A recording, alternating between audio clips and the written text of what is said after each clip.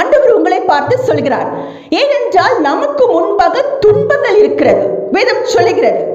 ஒரு பக்தன், எனக்கு முன்பாக துன்பங்கள் இருக்கிறதா ஆண்டவரே, எனக்கு முன்பாக கவலைகள் சஞ்சலங்கள் இருக்கிறது அப்படின்னு சொல்லுவோம். ஆண்டவர் சொன்னாரு, இந்த துக்கம் கவலை சஞ்சலத்தை பார்த்து கொண்டு உன் முகரூபத்தை மாற்றாதே.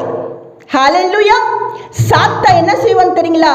நீதிமான்களையும் தேவ ஜனங்களையும் தேவனுக்காக நிற்கிற பிள்ளைகளுடைய முகரூபத்தை மாற்றுவான். அவரை போல ரூபத்தை கொடுத்து விடுவான். நாம் எல்லாம் யார் தெரியுங்களா? பகலுக்குரியவர்கள். ஹல்லேலூயா. இருளுக்கும் இரவுக்கும் சம்பந்தம் இல்லாதவர்கள். நமக்கு இரவே இல்லை. ஹல்லேலூயா.